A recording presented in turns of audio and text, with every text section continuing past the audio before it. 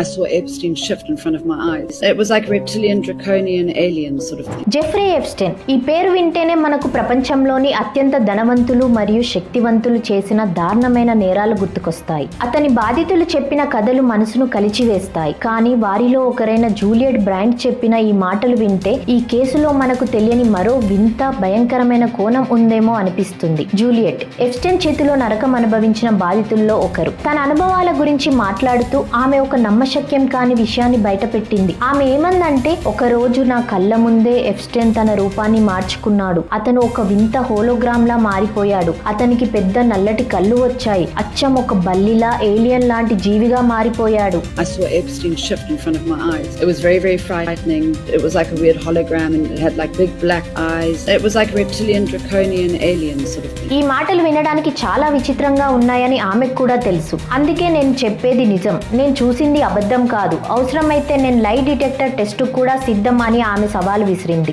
And it's something that I had to explain to myself because I saw him turn into something. You know, it's not an easy thing to talk about because I can understand that a lot of people wouldn't understand it if they haven't seen it. But I saw it, and you know, I'd like to be lie detected on it. I'd actually love to be lie detected. ఈ వాదన ఇప్పుడు online లో పెద్ద చర్చకు దారితీసింది. చాలా మంది ఇది కేవలం కట్టుకథ అని కొట్టిపారేస్తున్నారు. అయితే మానసిక నిపుణులు దీనికి మరో కోణాన్ని చూపిస్తున్నారు. ఒక మనిషి ఊహకు అందని నరకాన్ని, తీవ్రమైన మానసిక హింసను అనుభవించినప్పుడు వారి మెదడు వాస్తవికతను సరిగ్గా గ్రహించలేకపోవచ్చని, చూసిన దృశ్యాలు హెలోజినేషన్స్ గా మారే అవకాశం ఉందని వారు అంటున్నారు. ఎప్స్టైన్ ఐలాండ్ లో డ్రగ్స్ వాడకం కూడా ఎక్కువగా ఉండేదని, ఇది దాని ప్రభావం కూడా అయి ఉండొచ్చని అంటున్నారు. ఆమె చూసింది నిజమా, లేక ఆమె అనుభవించినా చెప్పలేని వేదనకు ప్రతిరూపమా? ఈ వింత వాదనపై మీ అభిప్రాయం ఏంటో కింద కమెంట్స్ లో చెప్పండి. జై హింద్.